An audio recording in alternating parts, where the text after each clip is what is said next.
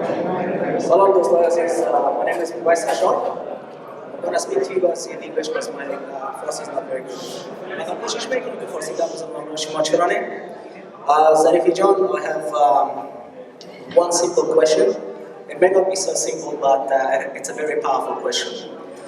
Now, if the members of the association is not happy with the association and they want to take the association to court, does the association has the permission to use the fundings that was given to them by donation by government to fight the case? Please explain that to us.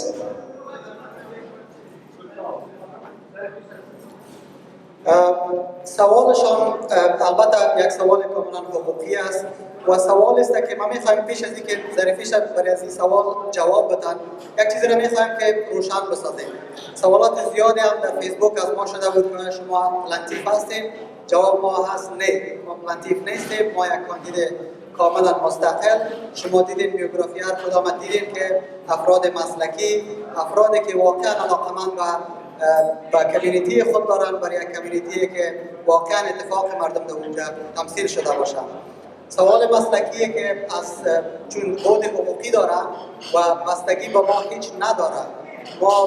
ما هیچ بستگی به مسائل حقوقی که به کورت رفتن، کی را به کورت بردن، سوالاتی بود که حتی مسجد ما به کورت بردیم، ما نبردیم، ما او کار نکردیم. این سوالا میتونیم که برای ظریفی صاحب که اونا خودشان لایر هستن، جوان هستن و ضمن علاقه‌مندی به کارهای کمیونیتی دارن، اونا در این مورد روشنی خود بدن. تشکر ظریفی صاحب.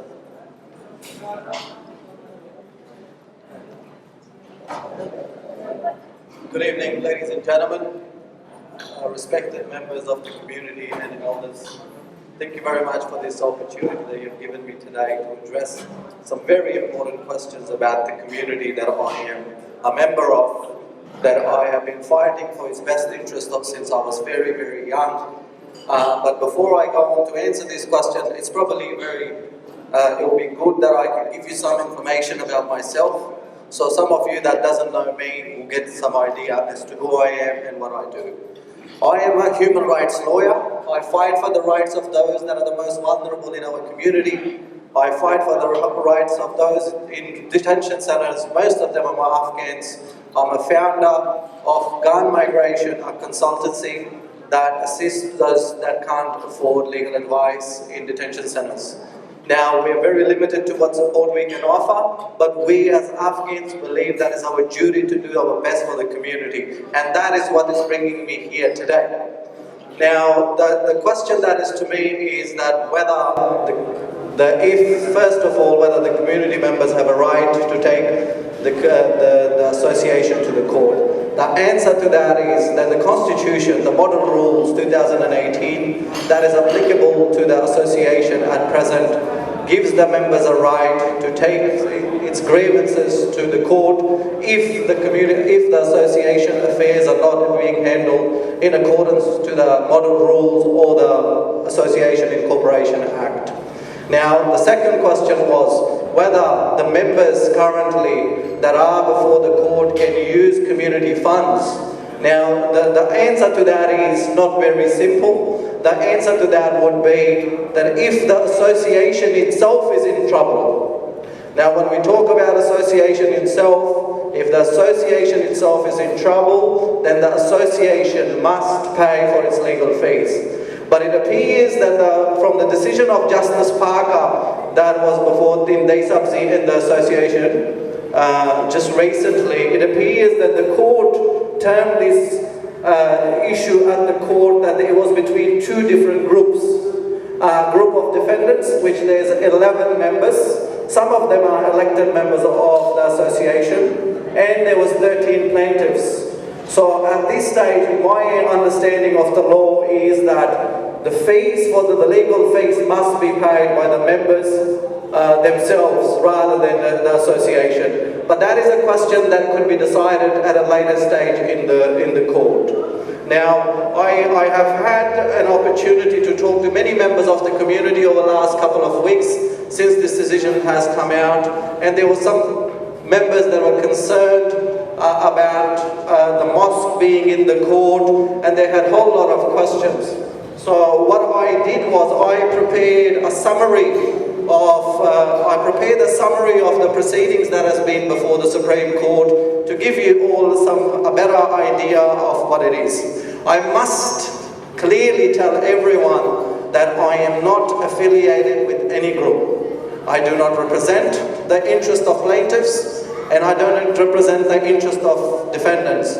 What I am here for is for the best interest of the community that I am a member of. And that is what I am here for. So please, what I say from right now is not legal advice. It's not legal advice to the defendants, and it's not legal advice to the plaintiffs. Now, the matter was heard in the Supreme Court of New South Wales. And the concerns that the plaintiffs, the team of 13 had, was that associations' affairs were not being handled in accordance with the Constitution. And then the Constitution that was adopted in 2014 and registered with the Fair Trading New South Wales was not valid.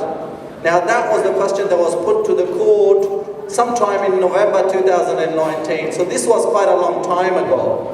And the matter came to the court. The defendants argued that this application should be dismissed. Usually, if the application has no prospects of success, the court would not waste its time. The court would dismiss that application straight away. But Justice Parker in March did not dismiss that application. Justice Parker was of the view that the best interest of the community overall required. Now, this is my interpretation once again, that by allowing this application to go forward, Justice Parker put the best interest of justice before the interest of the defendants or the plaintiffs.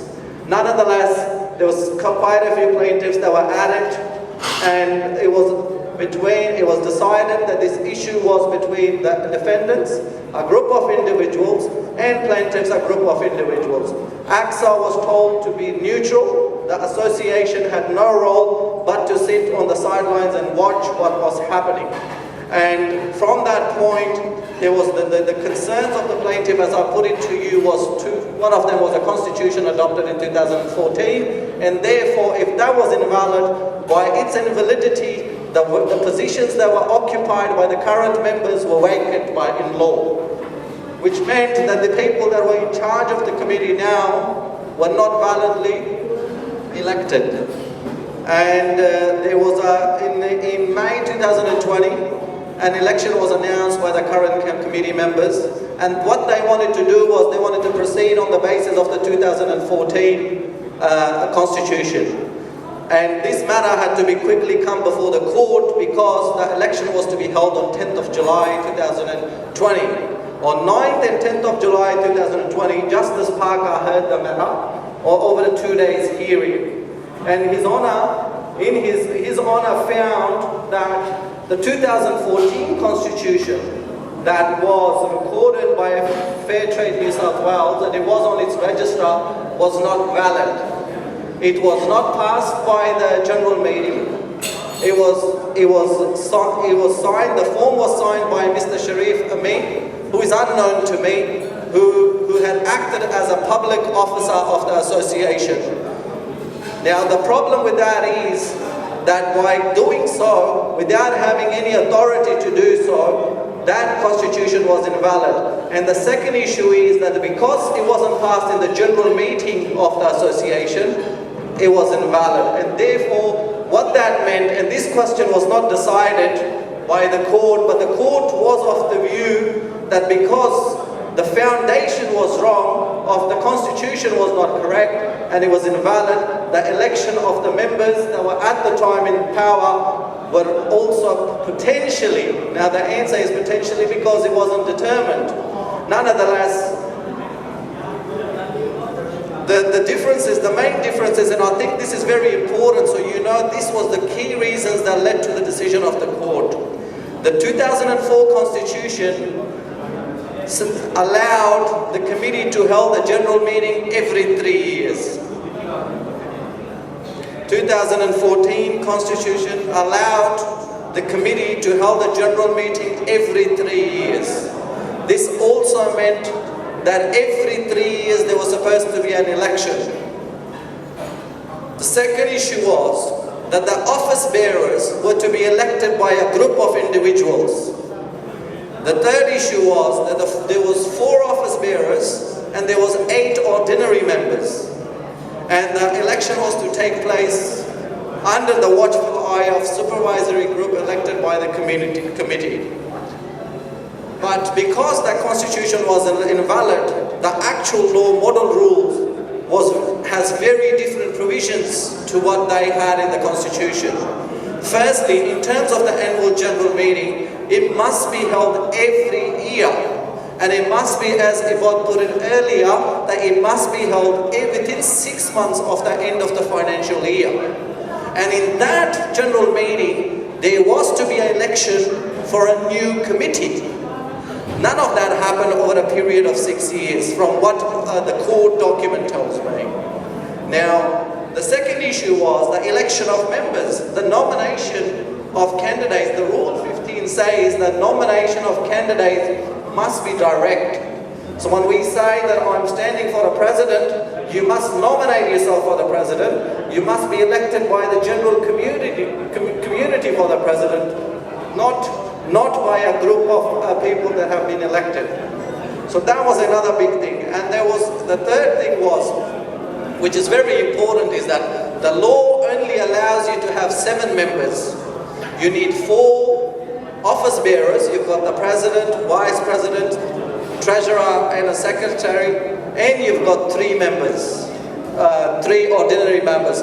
But the 2004 constitution, 14 constitution allowed them to elect 4 office bearers and 8 ordinary members, or 9 members in total. So they had 2 different numbers that they could do. And this is in the decision. This is not something that I'm making up. This decision, that decision is available online. If you need a copy of it, you're more than welcome to contact me on Facebook or on your mobile. So with all these issues taken into consideration, the court didn't determine many important questions and left it open.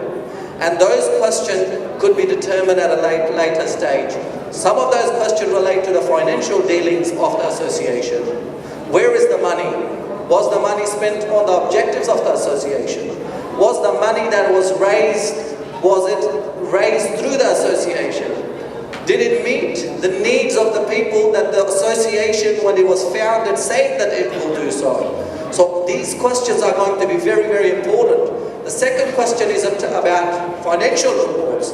Now, when we talk about community money, this belongs to the people. And when it belongs to the people, you need the people's permission to spend it somewhere else. You can't go and have a dinner or go see someone in Queensland or go see someone in Afghanistan. What you got to do is, if you want to do that and the community members allow you for you to do that, you have to pass that resolution in a general meeting. Unless you've got a general meeting that passes that resolution, then you could be in a lot of trouble, because there's a lot of cases of misappropriation of funds. These funds these are trust money, so you can't spend it the way you choose. And there's a requirement, in fact. There's a requirement that you must keep records, and you must have your reports, and you must give the community members an opportunity to inspect those books when required. So these are some of the important things that were to still be determined by the court. It's my understanding that the matter is still before the court, and I can't say any further about that. But I just wanted to wrap it up. I've had 5 questions from the various community members, and I'll be very quick about that because I know that I've taken so much of your time, but this is very important. So first thing is, I've been constantly asked, has the plaintiffs taken the mosque to the court? The answer to that question is no. Mosque is a small part of the Afghan Community Support Association. So therefore, the mosque is not before the association. The committee members that were elected are before the court, because the plaintiffs argue that they have misappropriated funds or whatever the case may be. Do you have a question? Okay, I'll take that one last question from him and then...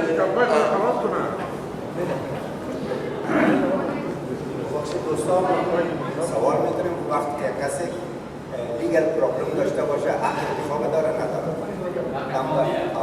حق انتخاب داره یا نداره؟ نمبر 2، کسی شما وقتی کمیتی برای اجرای وظیفه میگیرن، اینا رو بعد از انتخابات که انتخاب شدن یا میراثی میکنن یا یک وقت 3 سال در بر میگیره، بعد از هیچ حق انتخاب دیگه ندارن یا 2 دوره دارن.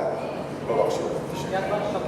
یک جهان تشکر از سوالتان. من همین سوالش در فارسی جواب میدم. اولین سوالتان این بود که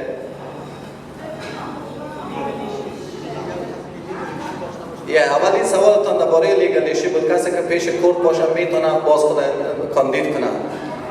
مشکل دایی انفورچونتلی وقتی که پلنتیفز رفته بودن کورت، اینمی آردر اونا نگرفته بودن از کورت که یک کس میتونه یا نمیتونه، ولی مانای از این نیست که در 2 هفته یا 3 هفته یا 4 هفته بعد از انتخاب شدن پس کورت دیترمین کنه که خوب پیسه نبود یا رپورت نبود یا بریچ آف کانستیتیوشن بود، از او خاطر او را بار کنه.